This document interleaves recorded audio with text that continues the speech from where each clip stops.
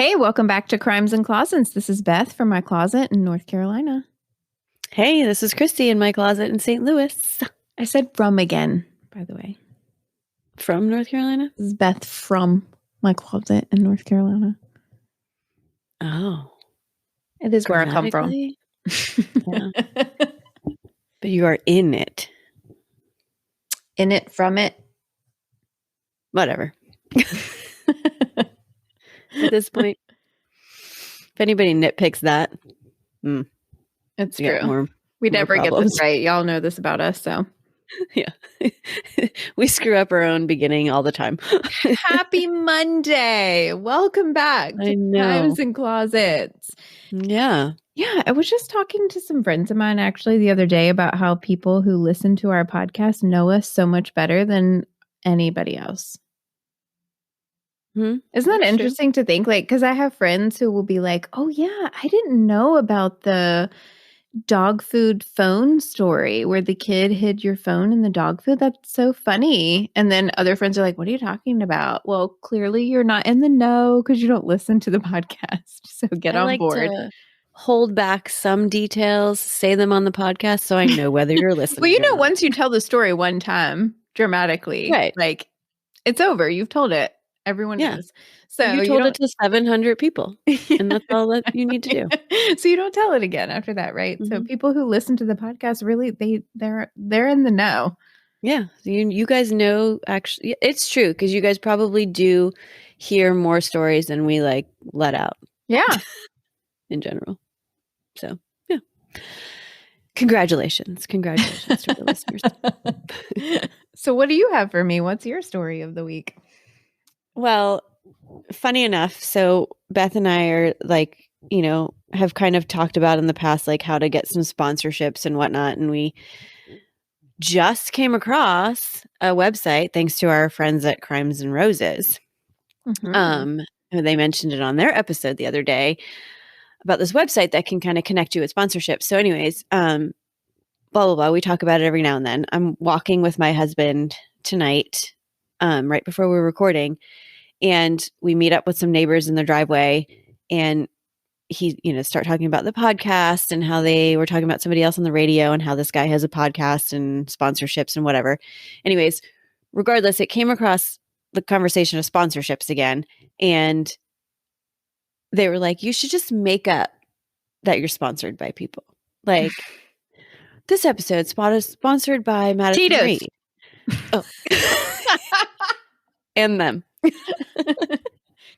Naked Wines.com. Just say it, and then maybe they'll sponsor you if like you tag them or whatever. Like anyway, they were just like joking around, and anyway, and they work for a financial planning and company, and they're like, like our company, just say you're sponsored by us. And I was like, oh yeah, we do cater to essentially women ages 35 to 50-ish. So maybe we should just be like, women, if your husband suddenly dies, natural causes or not, are you financially stable for that? If not, give blah, blah, blah a call. So you're for that. You're for that? Yes. No, you have to be much louder than that if it's going to be Tito's. I'm here for it. Tito's. So anyway, I thought that was funny because truly that would be a funny commercial for the women that listen to us, because it's basically women. If you're into true crime and your husband disappears randomly, are you financially paying for your future? Yes. Let's make sure you have that life insurance and there's money set aside. Anybody takes out a life insurance policy on any of us, I swear, I'm already calling the police. Or two, like that guy from, what is it? The widow guy. What's his name? Wasn't the Dateline guy? Oh, yeah. The widower? The widower. He took out like 2 policies on every wife he had. Come on, ladies, wake up. You're going to die. Hilarious arrest. Mm-hmm. Did you guys watch that Dateline when they arrested him? Literally pulled him out of his front door in his boxer briefs, like in the snow, He's like, dragged him out the oh, door with his long blonde hair. Oh my goodness. Mm. And that in itself is worth it's worth the watch. Yes, it's worth a watch. And the police officer who was like, you do know that I was here because you of murder charges, right? Or like whatever it was. Like it was like gun possession charge. Do you have a gun? You own a gun. Did you expect me to not defend myself just in case if you Yeah. wouldn't show me your hands? Like he was very matter of fact. Like, do you understand the kind of person you are? Just pulled him on the ground. Mhm. He was Yeah. weird. That's a great go watch that Dateline, The Widower. Just so that you can This see this man. episode is sponsored by Dateline. Yeah, it is. Okay, it's not, but No. Mhm. Mm-mm. but I do have a story for you. Dateline story? No. Okay. Beth story? Yes. This story was actually recommended by several people to me. And Oh, wow. yeah, but like people that I know personally, and I just kind of put it in my bank. It's an older story and it's somewhat, I feel like it's very well known in the true crime community. So I don't know. We tend to shy away from those ones that are really well known, but because it was recommended to me by several people, I decided I would cover it. All right. Well, give it to me. And so now I'm going to tell you. And it has some Georgia Tan feels. Georgia Right. Tan was back in season 1. Christy covered that story, which is all kind of crazy. Go look for it. What's the name of that episode? House of Horrors. Yes. So go look for that. It definitely has some House of Horrors feels. Canadian edition. Oh, sweet. Because this story takes place in So the mounted police are involved? the Canada. Yes. I wish they were more involved. The but Royal yes. Is it the Royal Mounted Police or whatever it is? The Crown. The Crown? It's the Crown. Okay. It takes place in Nova Scotia. Oh. We have neighbors across the street that are from Nova Scotia. Mm-hmm. That's not how you say it. They say Nova Scotia. But I say Nova Scotia. Okay. So like a lot of our stories do, this one starts with a love story. This love story stars William and Lila Young. Oh, William and Lila. William and Lila. Lila was born Lila Cooland in 1899. Oh, it's an oldie, huh? It said it was an old one. I'm sorry. I didn't pay In attention. Fox Point, Nova Scotia. Her parents were devoted Seventh-day Adventist. Is that how you say that? And she grew up in a very religious home. After high school, Lila became a teacher and was studying to be a midwife. Oh. She wanted to help people. Yeah. After high school, she met a 27-year-old man by the name of William Young, and the two fell madly in love. And they got married just months after they met. So also in 1925. William Young was originally from Oregon, but he was living in New Brunswick. And he and his family were also devoted Seventh-day Adventist. And he wanted to be a minister for the Seventh-day Adventist Church, but he was actually working as an unordained priest while he was going to medical school.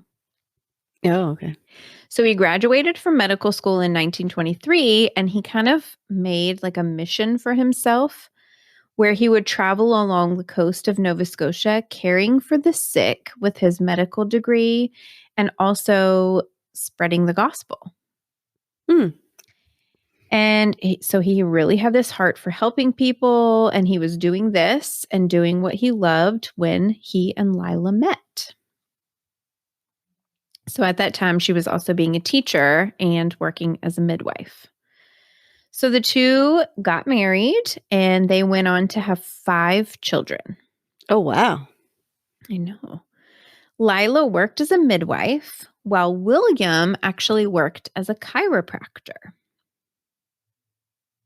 Oh, okay. Did she birth her own children since she was a midwife? I don't I mean, clearly she birthed them, but I you know what I'm 100%. saying? I'm pretty sure she was there. Um, I don't know. I think you still need a friend.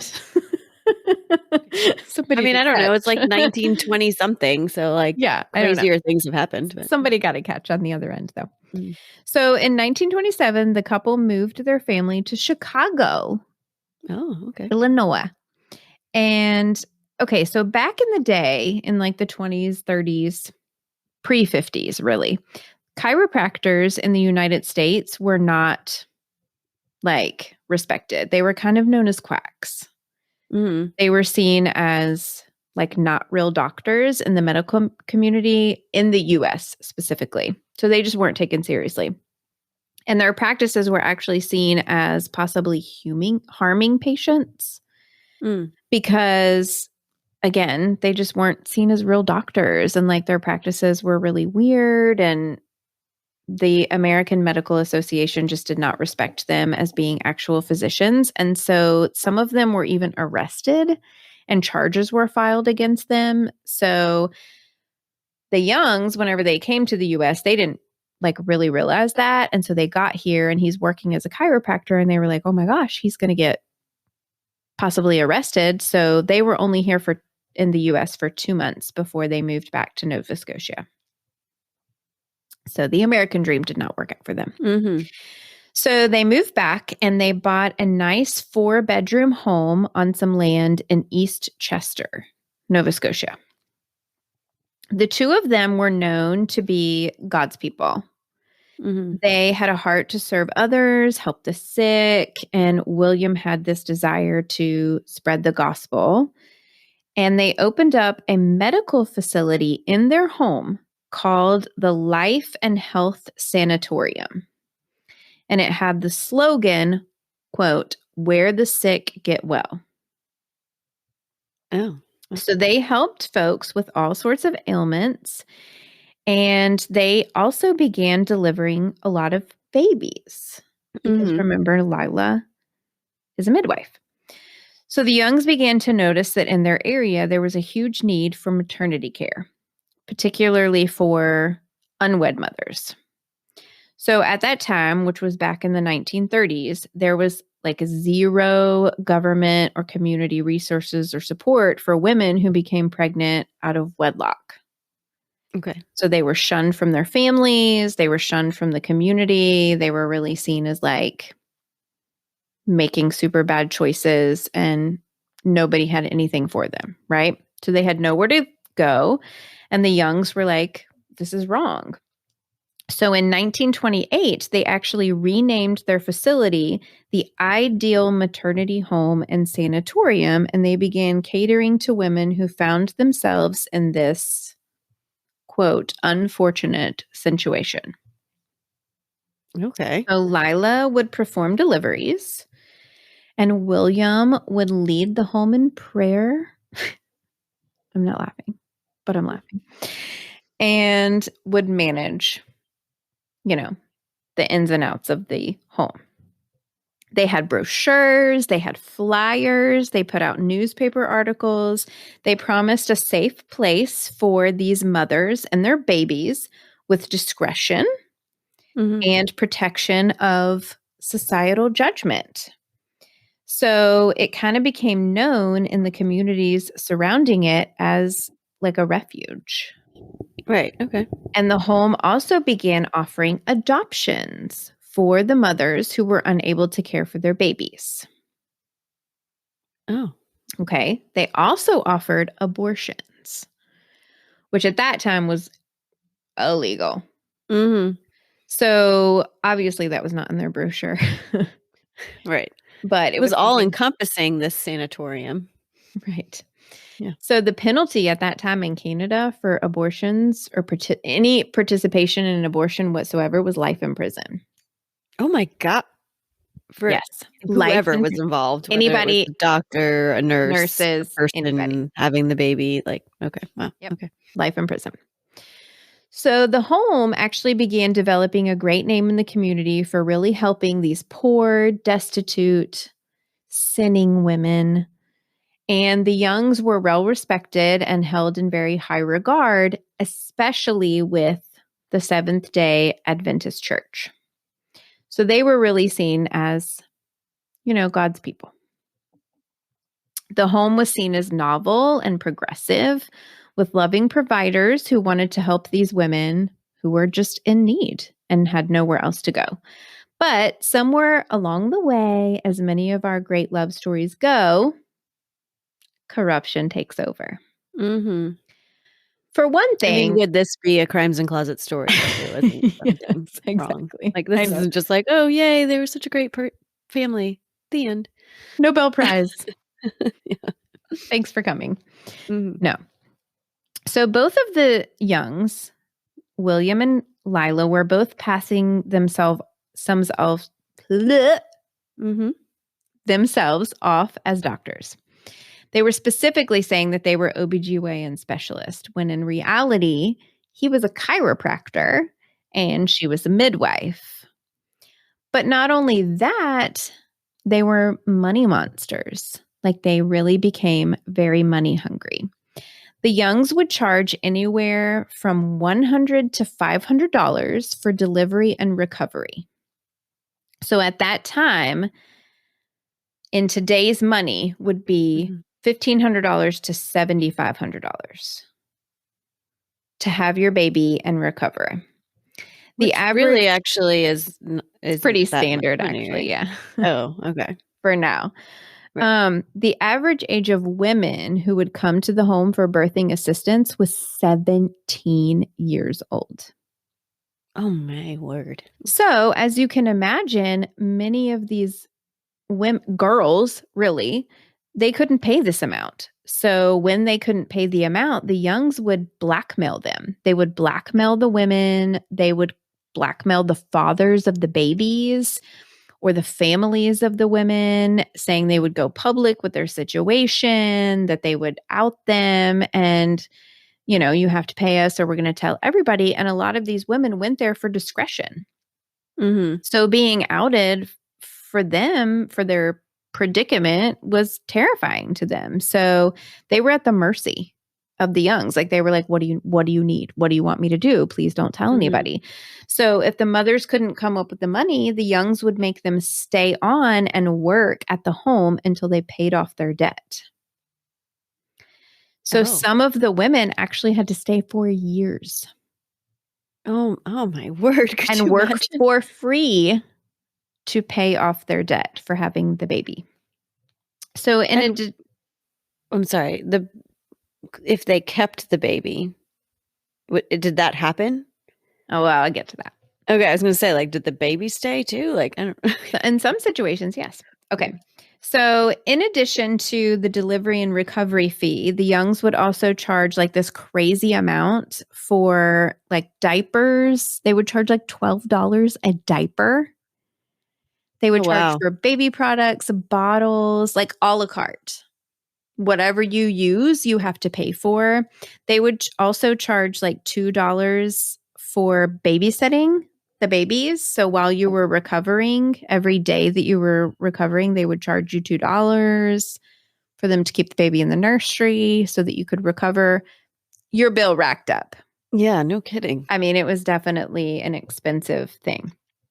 So we all know that back in the day, childbirth was really dangerous. I mean, it just was, right? Mm-hmm. So these births were taking place with no physician supervision.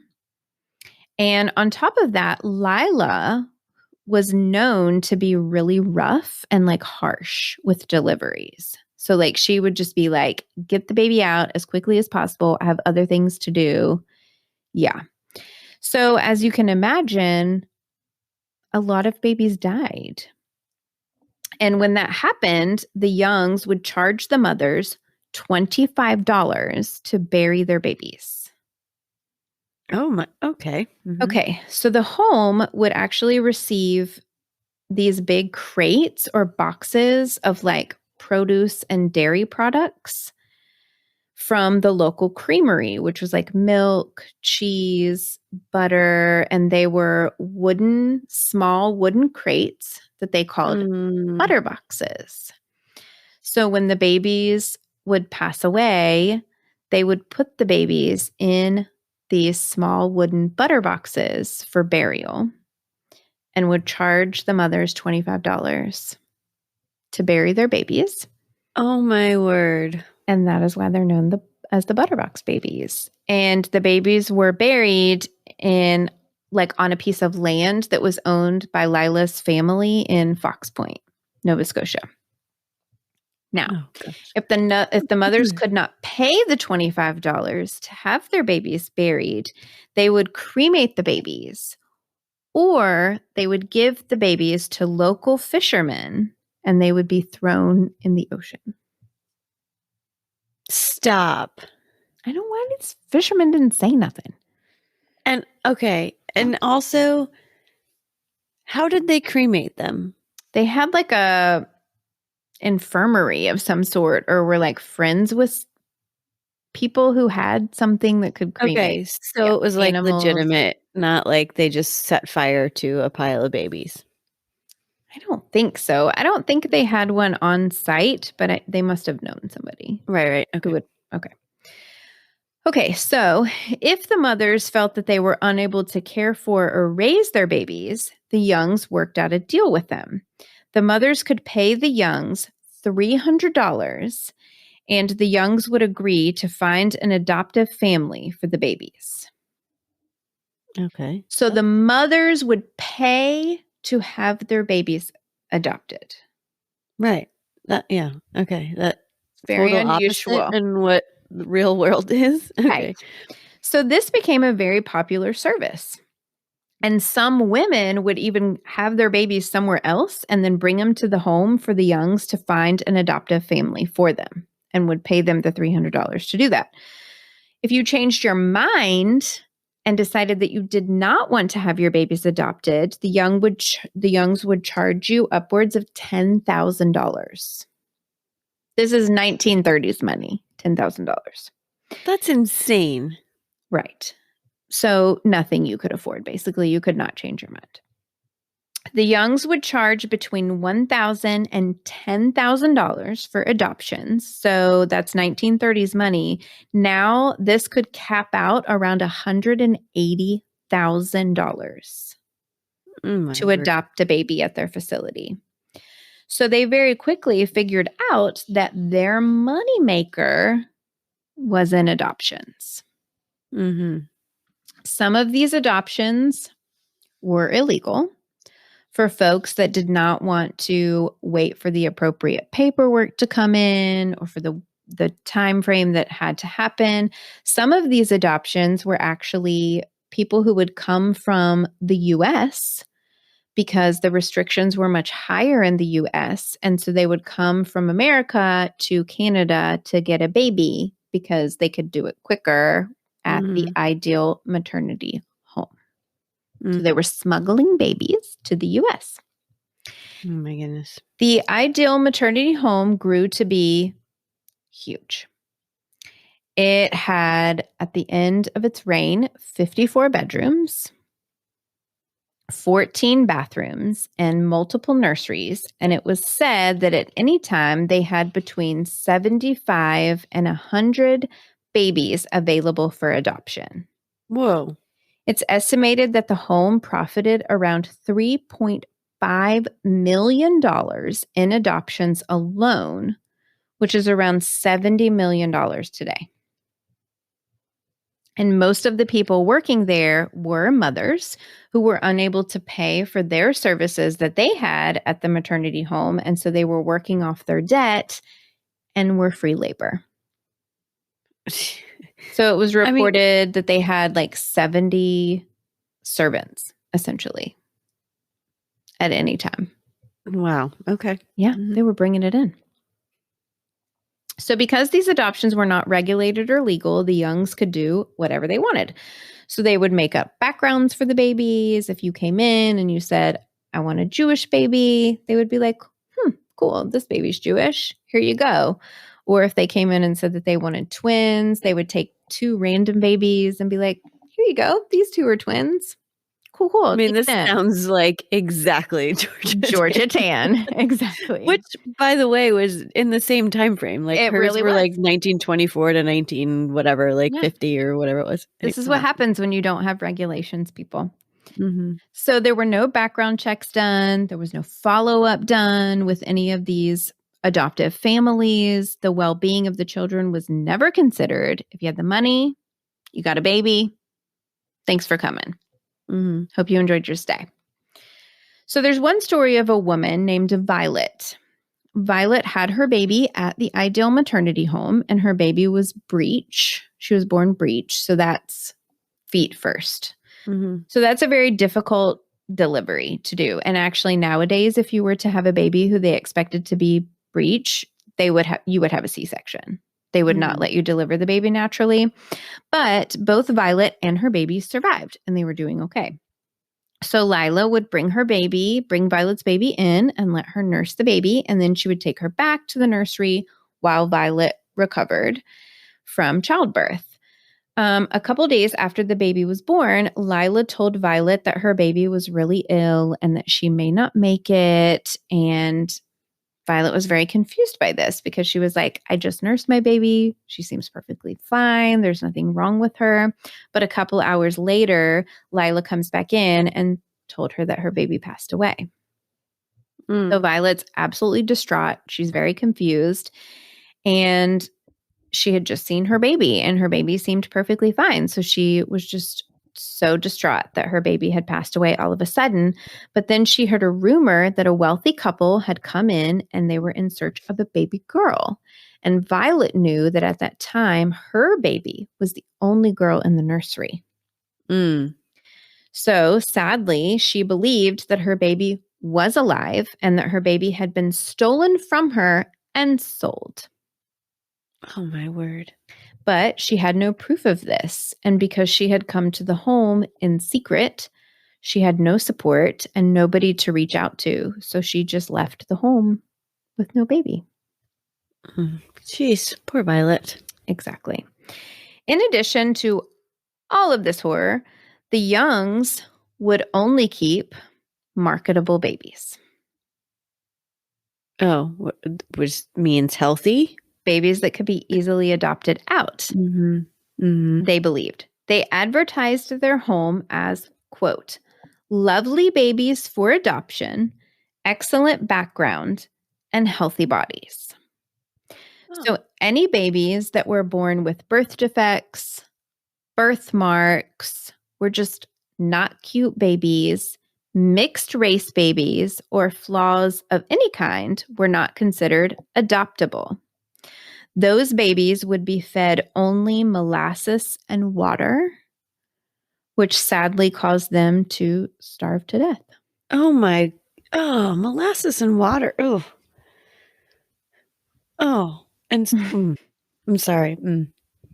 That's all I have to Nasty, say right? about that. So the bigger the home became, the worse the conditions became, as you can imagine. There were multiple babies that were kept in one crib. They were not changed or fed for long periods of time, in addition to not receiving proper medical care by actual pediatricians after they were born. So they were Mm. just really living in horrendous conditions. Some people were aware of the situation that were going on at the Ideal Maternity Home, but there were quite a few local government officials that had used the services of the home in delicate situations, either to hide pregnancies or for illegal adoptions or abortions. So the Youngs had essentially creative protection around themselves. So anybody who would come crawling, they were like, hold on a minute. Let me call my friend. Let me Yeah. remind him when the last time we saw him was. And nobody would say anything. So the Youngs were required at one point to hire a registered nurse to work at the home. And they did do that. But the nurse wasn't required to live at the home. So she wasn't there all the time. And she just didn't see everything. I mean, it's one nurse, it's a big home. Who knows how much she missed, or who knows how much the Youngs were paying her to stay quiet. Right. Oh, well, that's true. Yeah, I didn't even think about that. Yeah. And they also had like sporadic inspections done, which were probably tipped off before they were going to happen. So not so Right. sporadic. Mm-hmm. So we're going to take a quick break. But when we come back, trigger warning is advised. Oh, no. Hi, and thanks for checking out Drinking the Kool-Aid. I'm Cassidy. And I'm Amanda, and this is a podcast dedicated to the mysterious, Are you into conspiracy theories? true crime, Aliens? the paranormal. If so, you might be interested in our podcast, Drinking the Kool-Aid. Find us on Apple Podcasts, Stitcher, Spotify, and anywhere else you listen to podcasts. Just remember to keep your front door locked Your mind open, and keep drinking the Kool-Aid. Do you believe in ghosts? Okay. In early 1936, a young lady by the name of Eva Nieforth came to the home very pregnant. She and her boyfriend Walter were not married, and she had gotten pregnant out of wedlock, and she decided to come to the home to have her baby in secret. Eva had a very hard delivery, and after she gave birth, she and her baby were both in just bad conditions. They were not doing well. So within a few days after the baby was born, the baby died. Mm. Eva also was very sick. So the Youngs called Eva's boyfriend, Walter, who was the father of the baby. Walter came out to the home and he was informed that his baby had passed away, and the Youngs charged him the $25 for the burial of the baby in the Butterbox. Oh my gosh. Walter then asked if he could see Eva. And once he saw her, he began like questioning William and Lila, like, what, she's super sick. You guys aren't doing anything for her. It doesn't look like she's getting any medicine. She needs antibiotics. And William and Lila were super offended by this. And they were like, look, we're doctors. We got this. Visiting hours are over. You need to go. So they sent Walter away. A couple days after that, Eva also passed away. Now, Eva's family and Walter were not quiet about this. They threw their reputation to the wind. Walter was like, look, something went down here. I don't care what you people think of me. I'm going to talk about this. So they went to city officials and police, and the Youngs were actually charged with the manslaughter of the death of Eva and her baby. Oh, wow. Autopsies were done on both Eva and her baby. Oh, so they had the baby's body. Because I was wondering, did they just say They she was? dug the baby's body up. Okay. They actually excavated the baby's body and did autopsies. So, trigger. Oh, no. Okay. Eva's autopsy showed that Eva died of an infection. The infection was caused by the use of unsterile obstetric instruments and began in her uterus and then traveled, and that she actually had multiple abscesses that burst and were internal, and the infection got into her bloodstream. Oh, my. So this was a very slow and painful death for Eva. Mm-hmm. Eva's baby was showed to have fractures to the occipital bone, which is the bone at the base of the skull where the spinal cord passes through. And this was caused by the forceful use of forceps during delivery. Oh, my word. So they crushed the baby's head. And this goes to her, Lila's tough delivery methods. Exactly. Get the baby out, Ugh, gross. no matter what. The Youngs denied any of these allegations and were somehow convincing or connected enough to be acquitted. Shut up. How else do you explain these deaths? Right. Exactly. I mean, Like, you're we're gonna- the only people there. Forceps. Yeah. Crushed I this mean- baby's head. Who else used them? Exactly. The nurse? So they went on business as usual. I just feel like they were paying people off and blackmailing people like left and right. Right. Yeah. So they were ordered to no longer promote their adoption services, but they did anyway. And people kept Slap coming. on the wrist here. You can't promote that. Yeah. I mean, they were acquitted. So, they were found not guilty.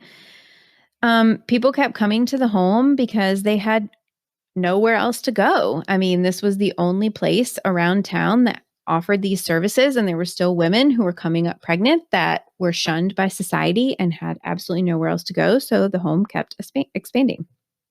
In 1945, new public health officials came into power, and they took great interest in what was going on at the Ideal Maternity Home. So they began developing a reputation after all of these lawsuits and court battles and whatever as being black market baby traders. Which, yes, that's what no you kidding. freaking are. And at that time, the infant mortality rate in Nova Scotia was 3.1%. But the infant mortality rate at the Ideal Maternity Home was 8.1%. Lord have mercy. So it was almost 3 times higher. So health inspectors went to the home and they found that it was filthy. There was like rats and cockroaches and just terrible conditions. 50% of the babies that were there were found to be underweight.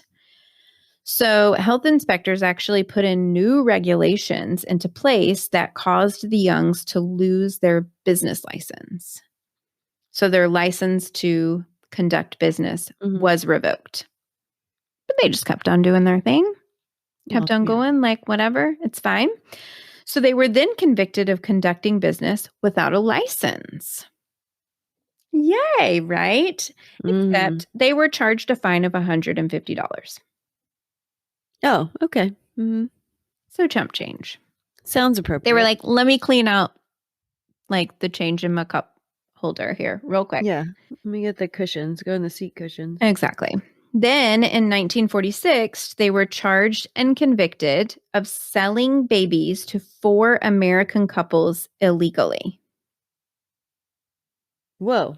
So that's good, right? Except they were just fined just under $500. Wait. Convicted. 4 different babies. 4 different babies. And let me fine you. Pay us some money and you can go home. Bye. Cool. Canada. Bye. Come on now. So the Youngs, if you can believe it, were irate about all of the scrutiny and bad press that they were getting as a result of their fines and charges and convictions. And they still said they were doing God's work. They always are.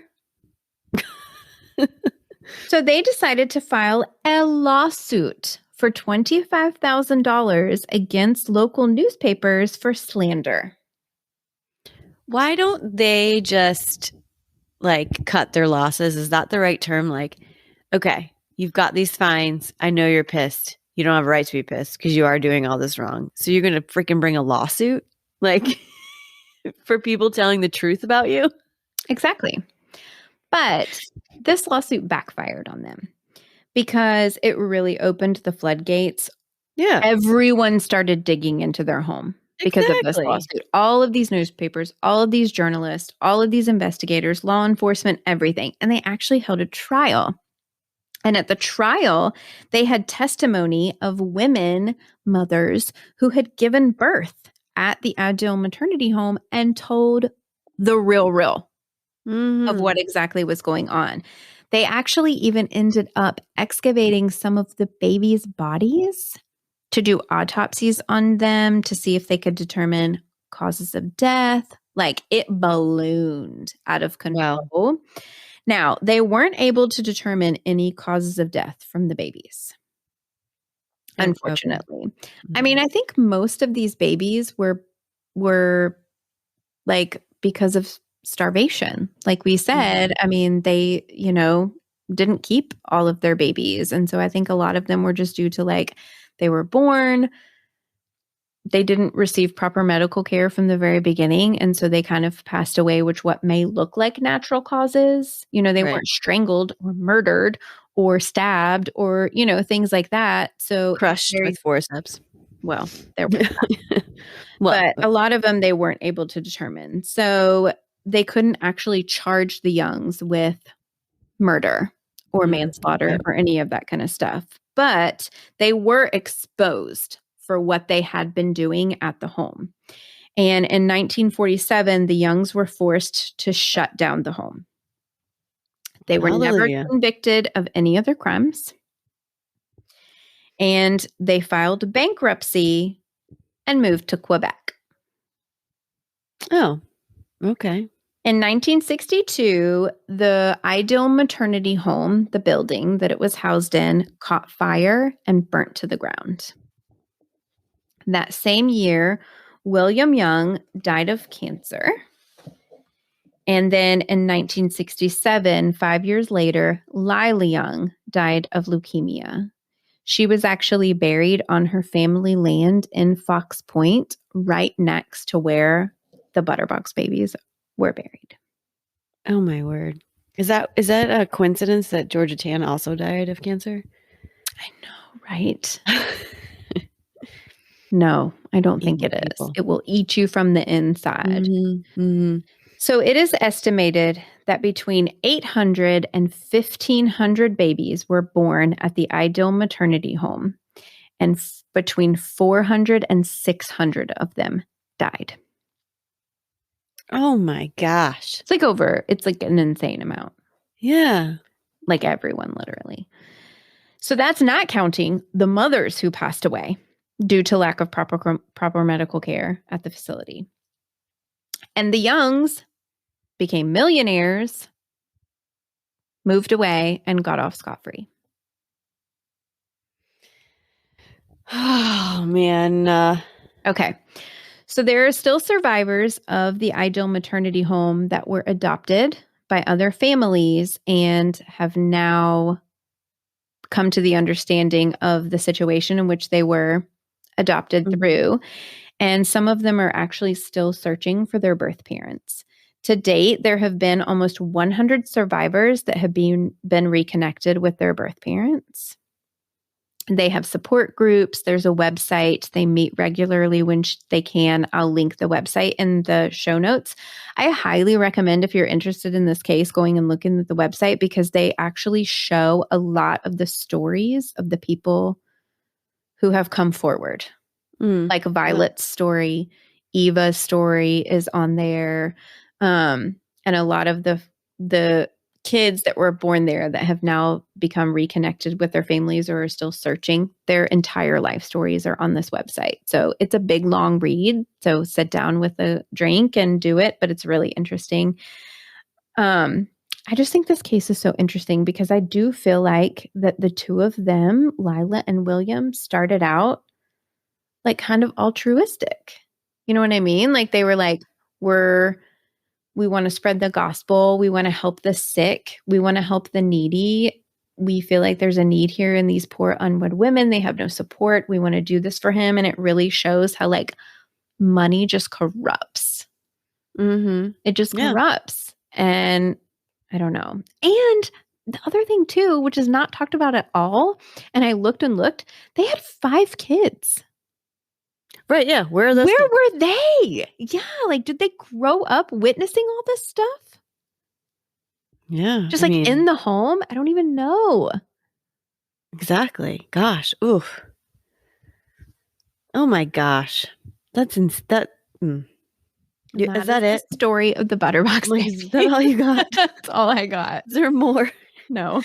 Because, gosh, first of all, had you heard of this case?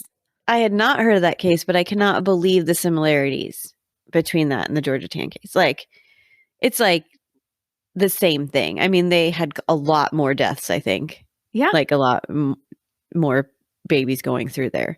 Well, documented deaths, I think. We don't really know, you know? Well, that's true. So many of them were unreported in both cases. Right. So, yeah, exactly. It's that, and the same time frame. It's like they were like twins separated at birth. Yeah, I said Georgia Tan Canadian edition. Yeah. Gosh. Oh, man. Well, I mean, thankfully there's laws in place now to regulate all this crap. And I know. and hopefully women out there don't feel the need to go to some sketchy place to I know. That's what deal broke with my things. heart the most, is to think about, like, if you were to go through like, I just think about now, like, I have a daughter, and if she were, to have a baby, I can't imagine her feeling so alone. Right. So where she would Yeah. like literally put her health and her baby's health and well-being in jeopardy to survive. Yeah. Like that having to be her choice is just heartbreaking to think Mhm. about. Like I can't Yeah. Yeah, same. I hope they're burning in hell.